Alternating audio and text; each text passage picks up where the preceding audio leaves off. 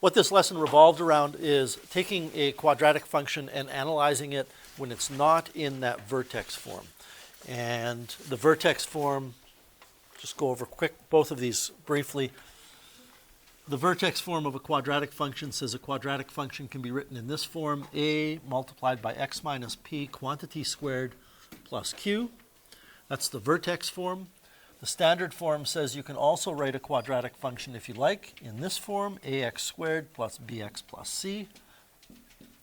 And we saw on Friday that what you do with the vertex form is you take that x minus p quantity squared and essentially take x minus p times x minus p and expand it out.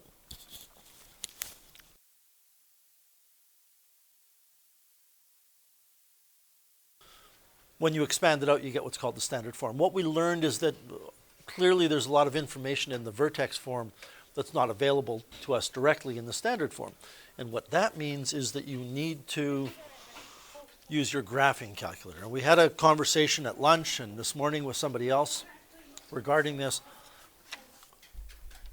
Although some people might think it's easier to just do stuff on your graphing calculator, it turns out that's not always true, because finding the right window settings can be very difficult and challenging.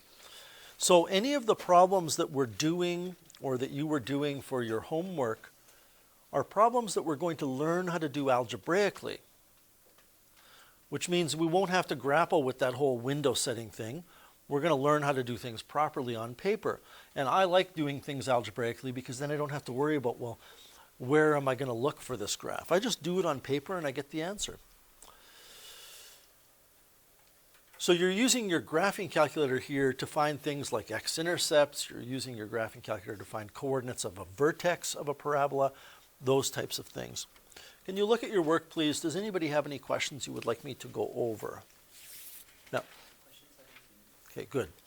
Now, I really debated whether I should even assign 17 because there's one very similar to it in our lesson today. But I think it's something that you need to see again and again and again. I'm going to start off by just giving you a diagram here of what this thing looks like. However, I'm going to try to connect this to the problem that we did on Friday. So here's the design that we have here. You have a rectangular pen of some kind. I haven't read the question, but I saw the diagram, and maybe you have, you want to put your pit bulls here and your kittens here and your cheetahs here. I don't know. Some predatory animals that you have to keep away from each other. We can take a quick look here. It doesn't even say. We just want 3 enclosures. The thing that you want to be careful of here, by the way, is we have 3 enclosures, we have 3 partitions, but to get 3 partitions, you build 2 fences in the rectangle. Now, if it were like this, I want to run through what we did on Friday with that last example. We have 280 meters, okay, of fencing. And this is going to build something which I didn't talk about on Friday, but it's going to build mathematically what's called an equation of constraint. And a constraint, everybody, is some confines that you have to stay within the boundaries of. And the bottom line is we can't use more than 280 meters of fencing. That's the confine. That's the constraint that we're talking about. I often use the word handcuffed. We're handcuffed to this idea that that's the fencing you have to use. And when we look at this, I'm going to use, I want to use L and W, but I think it's important that we use X. Okay? When we look at this thing, there's 2 aspects to this rectangle that we're talking about. And the fact that I'm going through this in excruciating detail tells you it's important. It's this type of problem. There are 2 geometric aspects to what we're looking at. One is the area, which we want to minimize. No, we want to maximize, right? Okay. So area is to be maximized.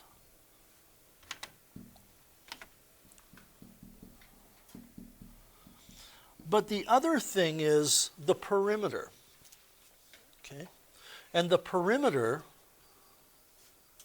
is fixed. It's fixed at 280 meters. And if we write that out as an equation, you can write 280 equals 2L plus 2W, or X. This, everyone, is my equation of constraint. And I didn't use this language on Friday because we were running a little short of time already, and I didn't want to drag things out more than I needed to. This is the equation of constraint. And in most maxima minima problems, the word maxima is the plural of maximum. The word minima is the plural of minimum. So in most problems where you're trying to maximize something or minimize something, in most of them, there's an equation of constraint. I'm going to come back to that. There's always in these questions something that you're trying to maximize. And we're trying to maximize the area, right? The thinking here is the following. That if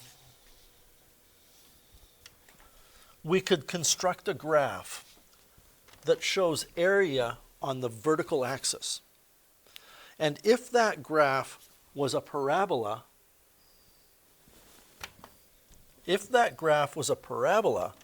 that opened down, then there would be a maximum area. Okay. You're still with me? Okay. Here's the problem, though. In order for you to create a graph like that, you need a formula for area, and this is important, that has only one other variable. If I take a look at this area to be maximized and I make an equation out of that, I look at my diagram says this is the area.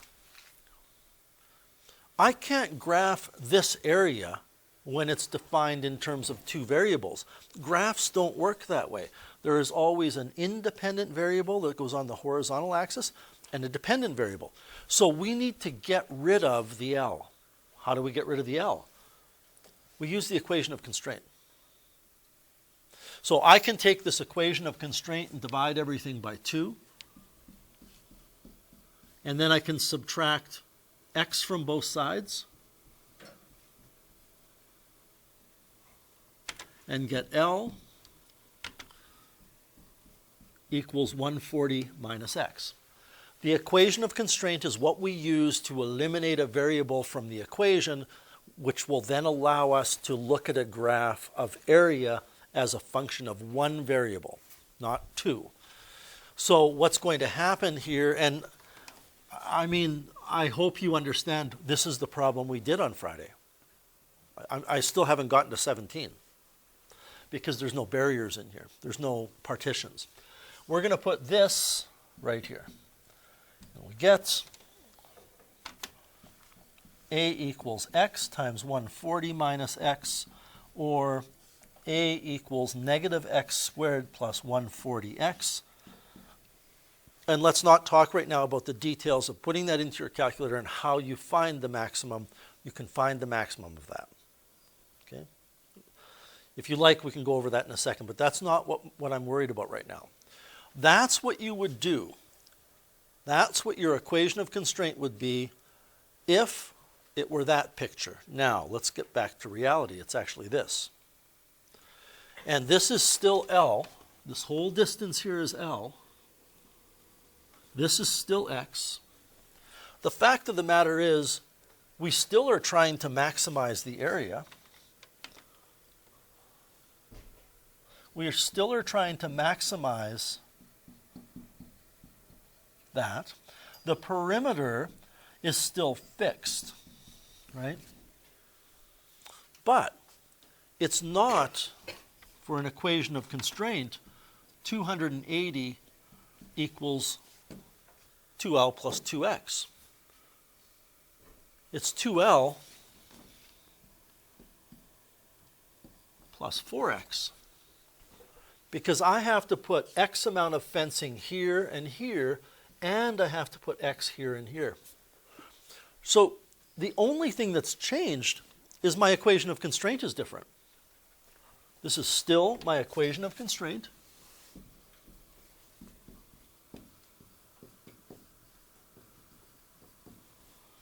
It's still what I'm going to use to get rid of the L.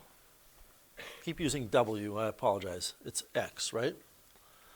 It's still what I'm going to use to get rid of the L in my area, except I'm not going to put in, what did we have, 140 minus X before? Okay, what's going to happen here, I can divide both sides by 2. And when I subtract the 2x, I get this. So the length is 140 minus 2x. And I'm going to put that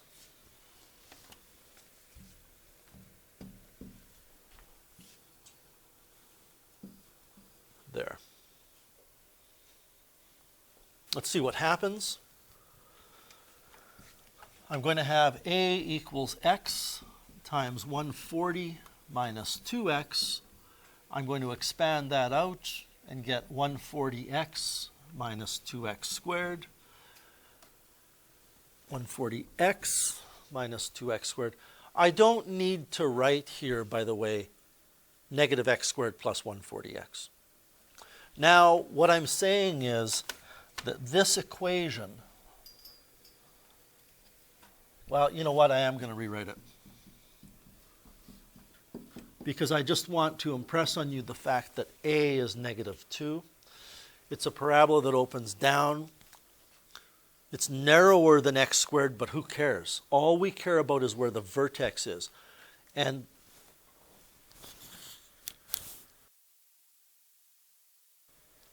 Charlie, for example, our conversation about doing things algebraically, I guarantee you I could find out where the vertex is here algebraically quicker. You would almost be just finishing typing it into your calculator and I could get the vertex algebraically. Never mind window settings and all of that. But unfortunately for you, for everybody, we don't know how to do that yet.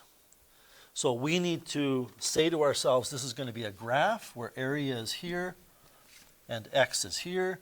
This is the answer to the problem, because if we know that, we know what value of x produces the maximum area, and we can find the maximum area.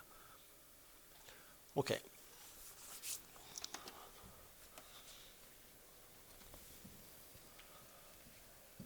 So we're going to put in negative 2x squared plus 140x. I'm going to use common sense, which isn't always an easy thing, and say that if I start off with 280 meters of fencing, it's reasonable to think, looking at the diagram, that I could have maybe 100 meters for that width. I could have more than 100, but I think by the time you start, no, I can't have more than 100. I can't even have 100, can I? Because if I have 100 there, I have 100 there, and I have 100 here, and that's 400 meters of fencing for those three pieces. So, you know, I think if I go up to 50 meters, that's probably good enough.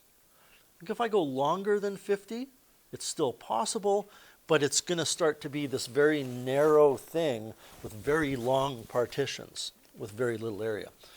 So my thinking is I'm going to go from 0 to 50 for x. And in order to find out what I should look at for y, I'm going to explore my tables with x values from 0 to 50. I'm going to set up my table to start at 0 and go up by 5 automatically. So I will see what y, or the area, is at 5 meters for x, 10 meters for x, 15, etc. And I'm seeing that the area is increasing to 2,400, and it starts to collapse after that, starts to go down again. So I'm thinking 3,000 for y. You know, it's probably going to go above 2,400. I don't think it'll go much more above 2,400, but let's do 0 to 3,000, graph, And that's good enough. I mean, I don't need to see where it hits the x-axis. I can now go to my calculator, calculate menu, choose maximum, put my cursor to the left of that vertex, hit enter, and then put my cursor to the right, and then hit enter a couple more times. 35, 2450. So let me take this graph that you're looking at that I've written out on paper beside my calculator. Let me blow it up. Okay, let me draw it a little bit bigger. This function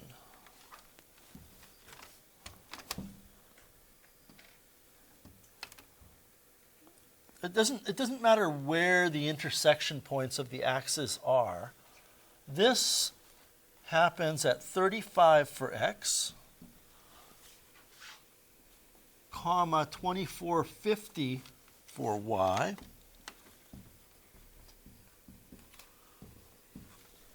which means the maximum area is 2450, and that happens when x is 35. And by the way, if you know that, you can go back to this diagram and say, well, this is 35. Each of these is 35, which by my count adds up to 140. And if I take 140 away from the 280 that I had for total fencing, I'm left with 140, which makes this 70 because half of the remaining 140 goes here and here. So we could check something out here. If I go 35 plus 35 plus 35 plus 35 plus 70 plus 70, I'd better get my equation of constraint, and I do. If I take 70 times 35, I'd better get that area that we claim is the maximum area, which is 2450. Is that okay? Okay. And again, we're going to do a question like that today, but I find seeing it 3 or 4 times really helps out. Any other questions from your assignment? Go ahead. 5C? Okay. So we just want to graph y equals 50x minus 4x squared. And I think your question, revolves around how do I set up my calculator so I can see all of the important parts? Because once you have that, you use your calculate menu to find things like the y-intercept or x-intercepts if you want them, or vertices, all of that. Well, we're going to have to start by putting this into our calculator.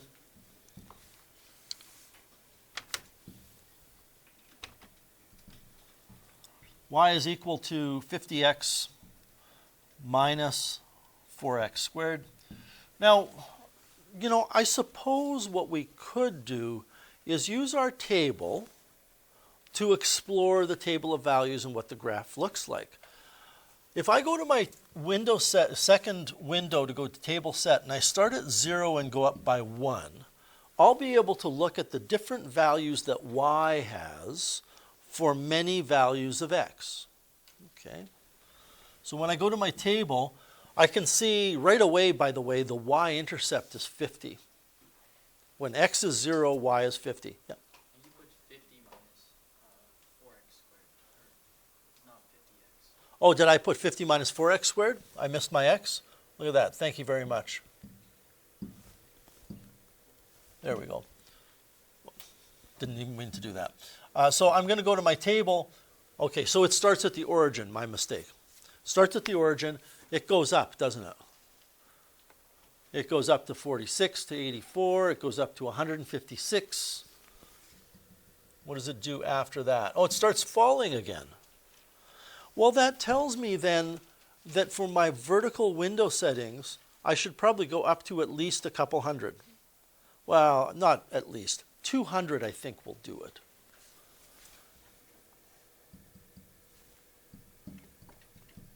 On the other hand, when I take a look at that table and I explore it further, I can see that it drops back down into the negative region by the time we hit 15. And if I were to go based on the 15 for x, y is negative 150. So what that's telling me is this. It's telling me that if I want to look in the bottom right-hand corner here and see the thing, we're looking at 15 comma negative 150. approximately. Well, according to the table, exactly. Okay.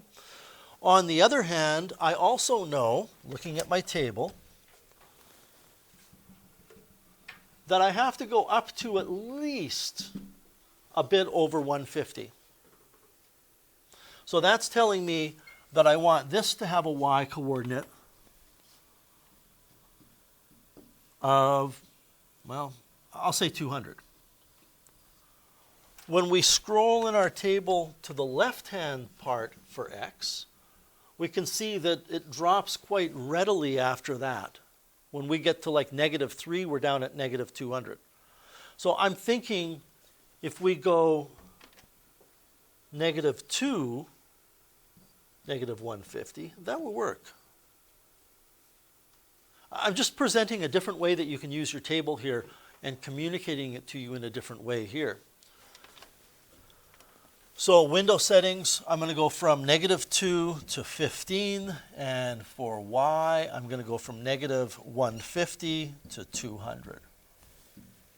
And that's a pretty decent picture. Are you okay from there to find all of the parameter or all of the pieces of information? Okay. All right, we're going to move on here.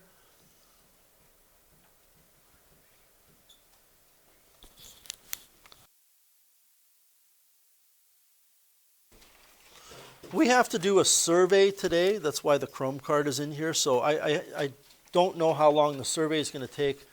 My plan is to go through this lesson, and I think we'll get the lesson done around 1/2 which will give you enough time to do the survey.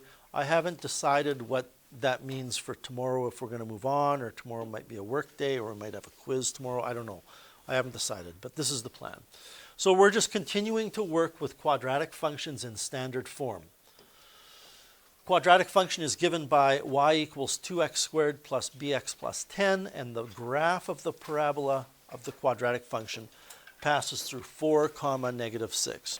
So I have a question for you. How many of you know exactly what needs to be done here to find the value of b? This has nothing to do directly with quadratic functions. This is a missing parameter problem. You don't know b, so you need to load into that equation an x and a y. By the way, I didn't get time this morning to double check this lesson. Can you make sure that that's the same function that you have there? Okay, good. So the bottom line is, if y is equal to 2x squared plus bx plus 10, and the graph passes through 4, -6, I've gone through this before, and you might think, man, he sure gets excited about something like this. It's really important that you understand. If I say a graph passes through 4, -6, that means that when x is 4, y is -6. It means when x has a value of 4, y has to have that value of -6. So what does that mean? It means that when you put -4 into the equation, pardon me, when you put 6 into the equation, sorry, I'm distracted. When you put 4 in for x,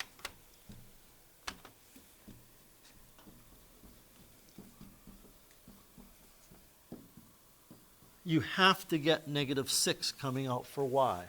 Sorry about that, I got distracted. That's the whole purpose of a function. X goes in, y comes out. Just want to double check. The rest of this is a grade 7-ish problem. You agree? You have to find b here using your vast powers of mathematics. So you get -6 equals, I think this is 32 plus 4b plus 10.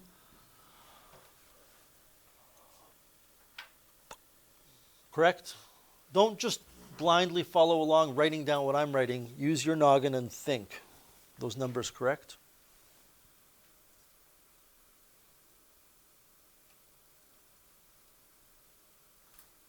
A few people starting to nod. Good. I can simplify that and write -6 equals 4b plus 42. The rest of this is like taking candy away from a very tired and sick baby. It's so easy, you just take it. Subtract 42 and divide both sides by 4 and you'll get your answer. I'm thinking negative 12. Are we okay with that?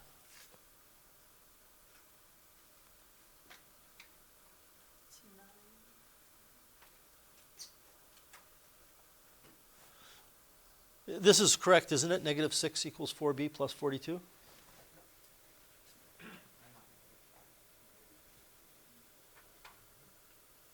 Is this line correct, though? Yeah, Yes. okay. I'm seeing a few blank stares, and I just was wondering what that's about. I subtract 42 from both sides and get negative 48. Am I not thinking clearly? That's correct, isn't it? You divide both sides by 4, you get negative 12. Okay. So b is equal to negative 12. The parameter b is negative 12. Any questions with that first example? All right. Little frog is sitting on a rock. This is just a little bit more practice using our graphing calculator. Little frog is sitting on a rock and he jumps from the rock into the pond. Splash. The height in centimeters is given by that formula. Once again, can you please double check to see that that's the equation that you have in your handout? Because I made changes this semester, but I forgot to change this file. Okay. Find the height of the rock above the pond, the time the frog is in the air, the maximum height of the frog, and how long it takes the frog to reach the maximum height. Now listen, this is all about being able to see this graph on your calculator. Would you agree? If you could see that graph on your calculator, the rest is easy. So the first thing to note is that the y-intercept is 25. We talked about this last week. The constant term in any quadratic function will always be the y-intercept. The reason for that is the y-intercept would be found by letting t equal 0, and that will give you 25. So we know that it's going to start at 25. Let's enter this into our calculator.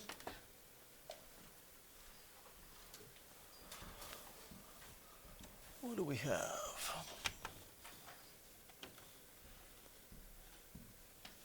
Negative 4.9 t squared plus 150 t plus 25. Now, listen.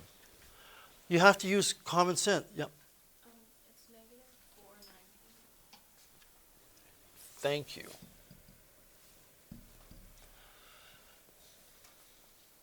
If you're wondering, it's negative 4.9 if it's in meters, and that's a physics 30 times the acceleration thing, if you're wondering why I thought it was negative 4.9.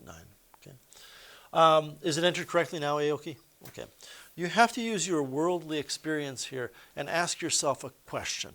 How long do you think it takes a frog to jump off of a rock into the water? You think it's some kind of magical frog that's going to be in the air for 25 seconds or 30 seconds? A second, 2, 3 seconds maybe. So this is where we use our table, and I would probably start at 0 and go up by half a second. And all this is going to do is generate a table showing me the height of the frog at the beginning, after half a second, after 1 second, after 1.5 seconds, etc. Well, right away, look at that. It already has a negative height after 0.5 seconds. Which means that after half a second, it's already hit the water. So maybe we should do the following. Let's go back to table setup. Start at 0 and go up by 1/10 of a second.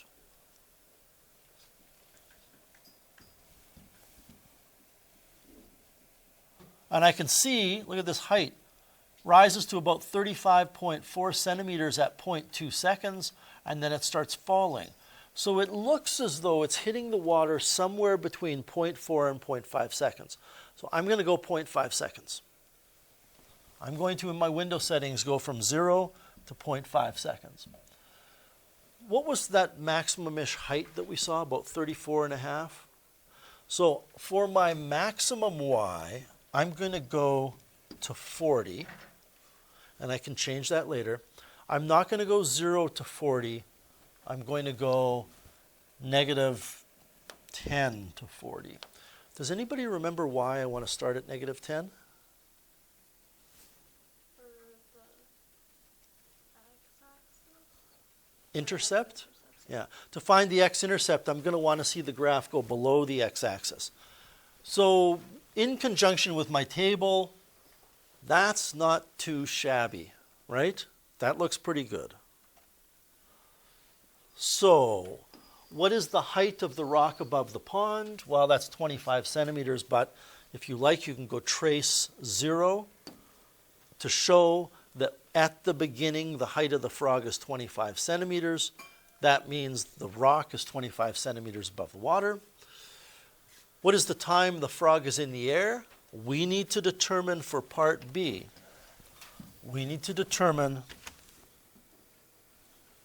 that t-intercept, which is why we went past 0.5 seconds and we went below 0 for y. Go to calculate, choose 0, enter, put your cursor somewhere in the vicinity that's to the left of that. Now I knew it was about 0.4 seconds. Put your cursor now somewhere to the right and then hit enter again and again. This is the time the frog is in the air. This is the answer to A.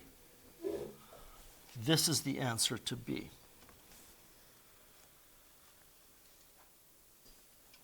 And by the way, the graph is only valid up to that time. The frog, when it hits the water, the physics of its motion changes. It doesn't continue to fall at that rate. We okay with B? Good. What else do we want? We want C. What is the maximum height of the frog and how long does it take to reach the maximum height? Well, now you just find the vertex. Go to your calculate menu and choose maximum. Put your cursor to the left. Put your cursor to the right. Hit enter a couple times. The maximum height is 36.5 centimeters. And the time it takes to reach the maximum height is 0.15 seconds. Good? Okay. We're going to skip over the area problem because it's very similar to the one I went over at the beginning of the class. And I'll probably do this area problem with you tomorrow. Maybe. I may not because we've already done similar ones. Now, I know I changed this question significantly, the final example. So let me grab my new version of it. We're going to do one more max-min problem today. Then I will get you going with your surveys and let you know what's expected for tomorrow. A sporting goods store sells reusable water bottles for $12. And when you first see this question, you might think, oh, come on, you're just making stuff up. No. There are people who get paid money to develop mathematical models to help business owners out and decide what they should be charging for things to produce the most money coming in. So research says that at that price, they sell about 150 water bottles, but if they increase the price by $2 each, you sell 10 fewer water bottles. Now, I want you to think about that for a second. Does that make sense to you intuitively that if you start charging more for something, some people don't buy it? That would make sense. So why would you do that? Why would you increase the price of something if you know you're going to get fewer customers? Because you still get more money coming in. And I want us to just look up here. You don't need to write this down if you don't want to. But at the cost per bottle at $12, the number sold is 150, yes? Can you work out for me how much money comes in? That's called revenue, by the way.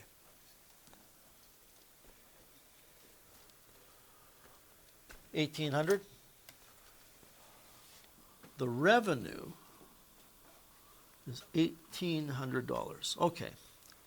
This says that if you increase the price by $2, you sell 10 fewer.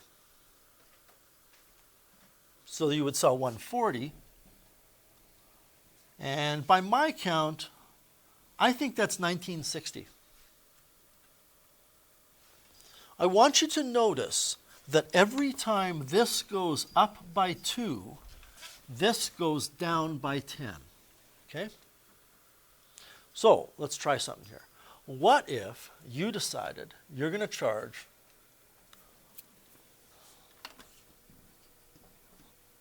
$24? Let's think about this. To go from, I'm going to go from 12 to 24. To go from 12 to 24, I add 10. Well, I add $2 10 times, don't I? So it goes up $2, $2, $2. It goes up 10 times, which means this should go down 10 times 10. Because for each $2 increase, we lose 10. That means you sell only 40 water bottles. Am I right on my thinking there? 50, thank you. Because we started with the 140, 50. So can you confirm that that's 1,200? Okay, this is the point of this problem. We only get $1,800, and if we increase the price, we get more money, don't we? 1960 is more than 1,800.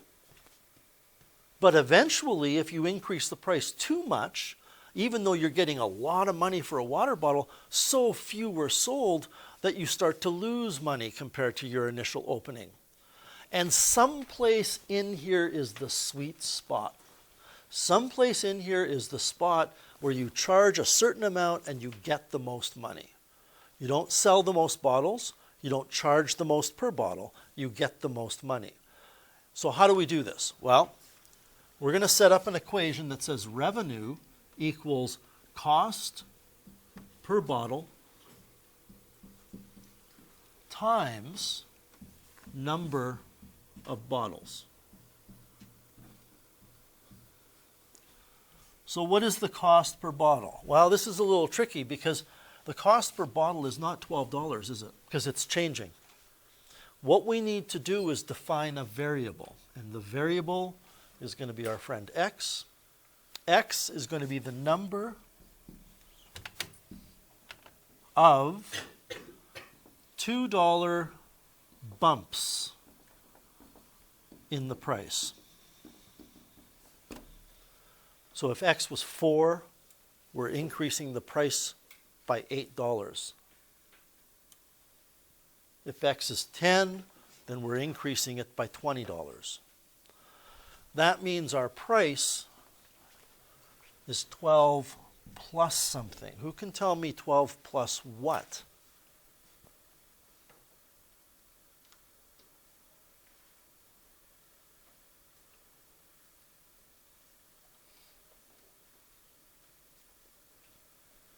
Aoki? Is it plus X? It's not plus X. And actually, I was just about to say, I'll give you a hint. It's not 12 plus X. It's 12 plus something, but it's not X. Is it 12 plus 2X? It's 12 plus 2X, because each X is $2. So this is 12 plus 2X. How many water bottles do we sell? Well, normally you would sell 150, but this is going to drop. Because you're increasing the price, you're losing customers. What are we going to take away from 150? Christy? 10, just 10? Is it 10X? It is 10x. Because for each, look at this, for each x, you gain $2 per bottle. For each x, for each x, you lose 10 customers. And that's our function. I'm going to get rid of those green things because they're just getting in the way.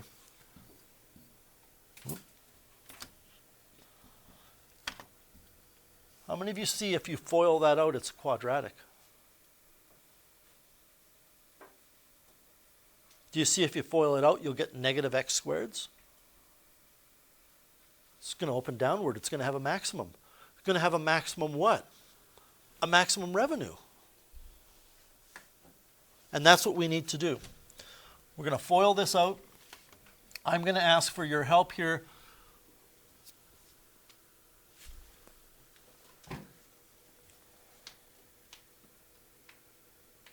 I want to say 1,800 here, or 18,000. 1,000? 12 times 150. 1,000, thank you. That's okay, I'm having a hard time in my head too. 1,800. My outer is minus 120x. Everybody keep me on my toes here. Monday morning is, or Monday afternoon is not always the best time for me to multiply numbers together and do math mentally. 2x times 150 is plus 300x. And then my last is minus 20x squared. How did I do? Good. You don't really have to do this next part, but I am going to simplify it and specifically write it in standard form. Negative 20x squared plus 180x. Pretty sure that's right, but just take a moment and crunch those numbers and make sure it's 180x. So this is a quadratic function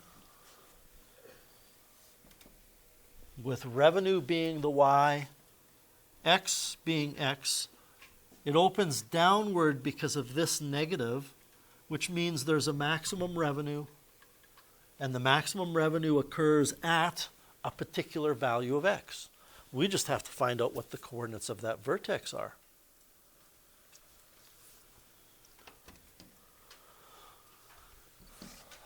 What do we have here? Y equals negative 20x squared plus 180x plus 1,800. I'm a big fan of using the table to figure out my y values. First of all, can x be negative in this scenario? Probably not. We don't want to talk about if x is how many $2 bumps. We could use negative x's, but that would mean losing money on the water bottle.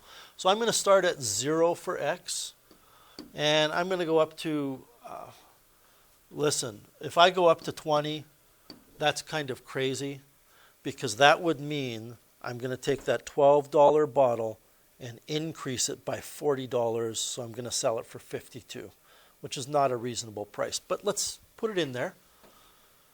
Go to my table, start at 0 and go up by 1. Could have actually done this before I went to my window setting. And look at that. There are these numbers. Remember that? Oh, look at that. Do you see that I've already passed the maximum? When I get to x equals 6, it's on its way down again. Are you with me on that? Or okay, good. So if I go from 0 to 10, that ought to be good enough. And the maximum is at somewhere around 2,200 or more.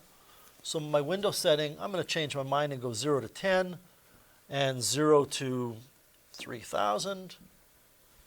Graph, jackpot. The answer to the question awaits us at the top of that.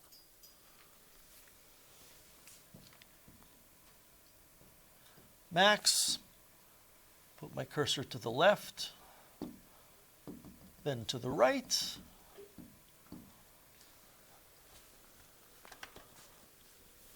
what we have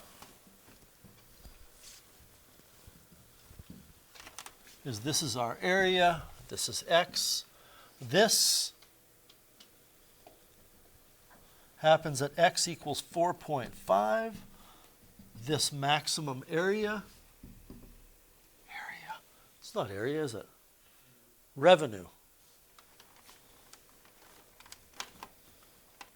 Revenue, this maximum revenue is $2,205. So, yeah, 2205. What was the question asking? A, well, we've done this. That's this equation at the bottom of the screen. B, determine the maximum revenue, $2,205. Also in B, what should they sell each water bottle for? Well, this is not the increase in the price. This is the number of $2 bumps. Remember, we said the cost per bottle should be 12 plus 2x. So when we feed that 4.5 in here, we discover they need to charge $9 more, or $21 per bottle. And by the way, I didn't ask, but I could have asked, how many bottles are they going to sell? There are a couple of ways you could figure out how many bottles they would sell. One is to take that $22.05 and divide by $21. The other one is to take the 150 and subtract 10 times 4.5.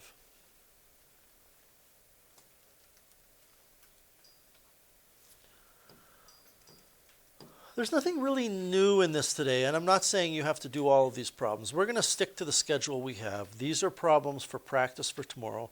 Tomorrow we're going to start looking at completing the square, which is the algebraic aspect of things. When you log into your Chromebook, that you're going to pick up in a second, there's a post there today. It starts by saying good morning, and there's a link, and that is the link that will take you to the survey that we need to complete. The password is in red, WRPS in caps 11. I may adjust what I just said here about the plan moving forward depending on how long this survey takes, but I don't expect it to take very long. Okay? So grab a Chromebook, click on that link from our Google Classroom, and we'll get the survey done.